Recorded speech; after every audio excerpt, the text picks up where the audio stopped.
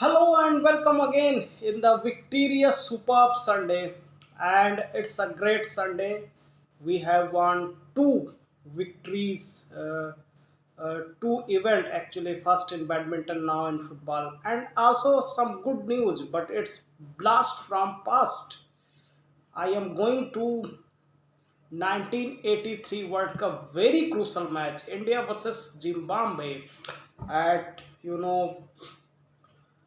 India were taking Zimbabwe, and it was the victorious must-win game. It's do or die, and it was a great, knock played by the Haryana Hurricane Kapil Paji, 175 of 138. 16 fours and six big sixes. But what happened before uh, this knock?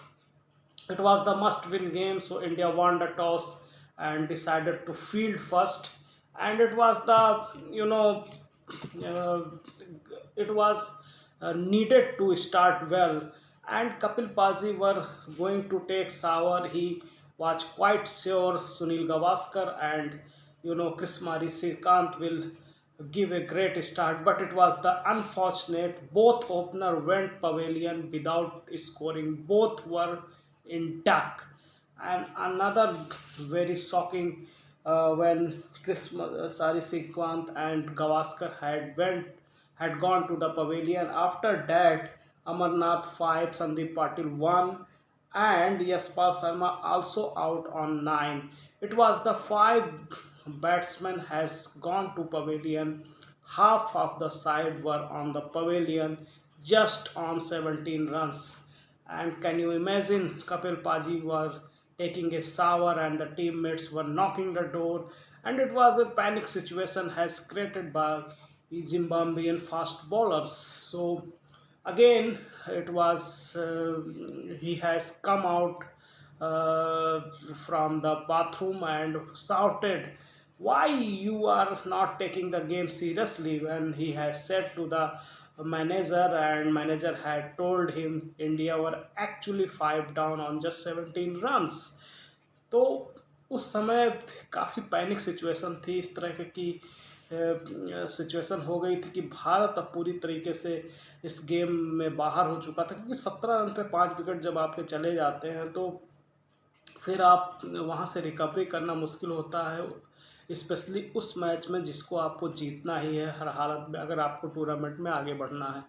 तो जब 17 run पे 5 wicket हो गए, इसके बाद जैसा मैंने कहा कि कपिल पाजी अपना स्नान कर रहे थे, लेकिन जब उनकी बैटिंग आई जल्दी जल्दी वो बाहर गए। इसके बाद जब उन्होंने बैट्समैन से पूछा जो वहाँ पर बैटिंग कर रहा था, तो वो कंडीशंस के बारे में पूछा, जैसे वो पहुँचे पिच पर तो उन्होंने कहा सब आ रहे हैं जा रहे हैं, तो कंडीशन का कुछ ज़्यादा अंदाज़ा नहीं था। इसके बाद पाजी ने गेम अपनी बढ़ानी शुरू की और उन्होंने एग्रेसिवली डिसाइड किया कि वो खेलेंगे, क्योंकि अगर वो डिफेंस करते तो वो भी आउट होकर चले जाते, और फिर भारत जो है इस मैच को ना जीत पाता।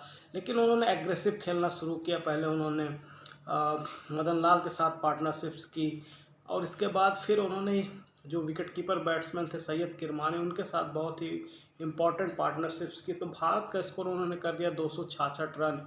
और पहले जब उन्होंने मारना शुरू किया तो जो ड्रेसिंग रूम था वो प्लेयर सारे अंदर कहीं छुप गए थे, और उस समय शायद ये 60 ओवर्स के मैच होते थे, तो 30 ओवर के बाद एक इंटरवल होता था। तो जब कपिल पाजी अपने इंटरवल में आए तो सारे छिपे हुए थे, क्योंकि वो सब सोच रहे थे कि कपिल पाजी कुछ डांटेंगे प्लेयर्स को, तो सारे जब छिपे हुए थे, जब दोबारा वो बैटिंग करने गए उन्होंने एक ऐसा लंबा सिक्स मारा कि पवेलियन में शीशा तोड़ कर वो बॉल अंदर गई, और उसके बाद सारे टीममेट्स फिर बाहर आए, चीयर करने लगे, तो रन्स बनने शुरू हुए। और पहले भारत ने 100 रन्स कंप्लीट किया, फिर 150 रन कंप्लीट किया। तो जो पवेलियन में प्लेयर्स बैठे थे कि वो कह रहे थे अब किसी तरह 150 हो जाए, किसी तरह 200 हो जाए, और इस तरह करते करते 266 रन बन गए। और जो मैनेजर थे, अगर आप इस फिल्म को देखेंगे 83 फिल्म को, उसमें सारे वो सीन फिल्माए गए, क्योंकि उस समय मैं तो था नहीं। और ये एक और अनफॉर्चुनेट है क्योंकि बीसीसीआई ने इसको हाईलाइटेड नहीं किया है, इसकी हाईलाइट बीसीसीआई के पास भी नहीं है, क्योंकि बीबीसी उस समय ऑफिशियल टेलीकास्ट ब्रॉडकास्टर था आप कह सकते हैं। तो उस दिन उनकी स्ट्राइक थी, तो इस मैच का विजुअल्स नहीं है। हाँ, एयरटेल एचडी यानी 5G HD वाईफाई जो है उन्होंने एक रिक्रिएशन किया है। अब मुझे नहीं मालूम उन्होंने कैसे ये रिक्रिएशन किया है, लेकिन कपिल पाजी ने खुद इसे बताया था कि उन्होंने ये रिक्रिएशन किया। आप रिक्रिएशन जाकर देख सकते हैं उस टेक्नोलॉजी के माध्यम से। बट जो भी हो, वो बहुत ही अच्छी इनिंग्स थी। 175 रोज़ रोज़ तो बनते नहीं है। वीरेंद्र सहवाग ने 2011 में बांग्लादेश के खिलाफ बनाए थे।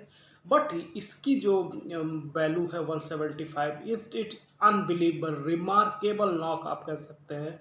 और भले ही विजुअल्स नहीं है, भले ही वीडियोस नहीं है, लेकिन जो इनिंग्स उन्होंने खेली, जो कपिल सर ने खुद बताई बाद के इंटरव्यूज़ में, और वहाँ पर जो उस समय के मौजूदा क्रिकेटर हैं, तो उनके मुंह से जो भी आप स्टेटमेंट सुनेंगे तो ऐसा लगेगा ये क्या वह इनिंग्स रही होगी।